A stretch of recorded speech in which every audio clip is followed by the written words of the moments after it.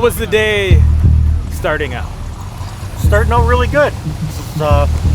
We were testing out some new front suspension parts, that we were working on at the shop. So the first pass off the I missed the Friday night test and tune, so I got there Saturday and unloaded the car and put a tune in I thought would go down, and it did. I mean, it went right down A to B, very first lick off the trailer. It was good. Our data showed it was a good pass. So, seeing that we drew that Pro Charge S10, we looked at it and said, well, we had a little couple of spots we wanted to work on, so we worked on them couple spots and went and made another lick, and about mid-track it started drifting to the left, and I just was fighting it. Next thing you know, it's sashaying around, and as soon as I dumped out of the throttle, it just came around. It's that fine game, man.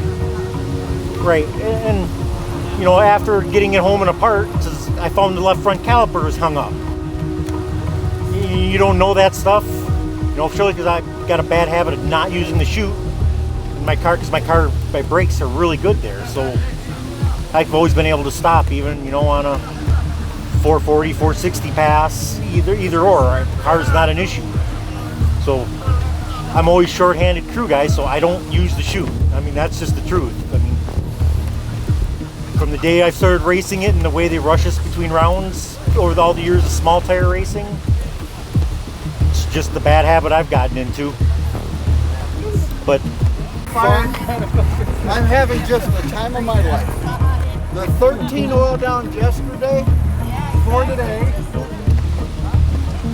That's all it is. At least you're still here. Yep. Right. Look, that's all fire. I rolled up, put it out with my fire extinguisher. God, only probably a gallon, because he brought just enough to make it pass. Right.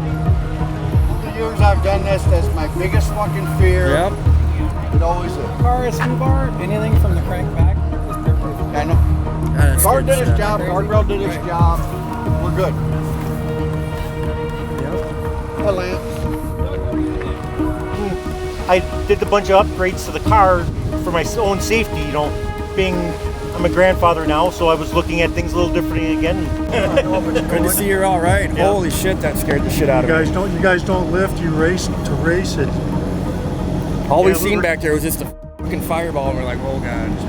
Yeah, it was a quick flash. I didn't have a lot of fuel in it, so it went off fast. Big. It looked like the whole damn car exploded. No, well, it was quick. Yeah, I suppose from where you guys are, it looks terrible, but in the driver's seat, it was just and then it was out. Yeah. Well, glad that you're all right. Yeah, I'll bet there wasn't a gallon of fuel in it. Upgraded a couple things that had always bothered me over the years. I mean, when I built that car, that was when we had to have street cars, full interior door panels, everything was required. So, the driver was always crowded. So this past winter, I cut the door bars out and redid the outside of the cage, went to a carbon seat that fit me right. We always had somebody that wanted to share driver's duties, so the seat was way bigger than it needed to be. I made that upgrade.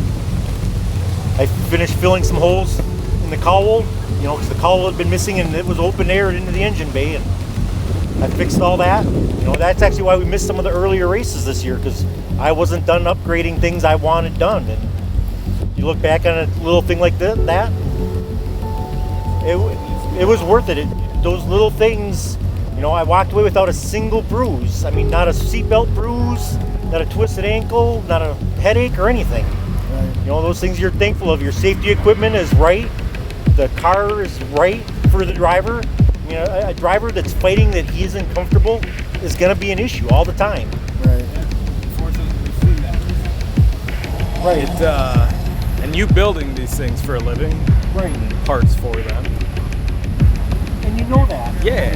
There's been times where I've rushed myself going to a race, and it's like, being that I build cars, mine's the last car ready to go. I mean, always the last car. I mean, my crew are driving up, driving, and I'm in the trailer fucking working on the crap half the time, no sleep there, because half the crew won't drive the truck.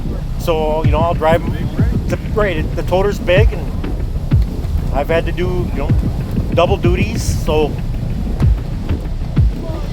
we're pretty fortunate.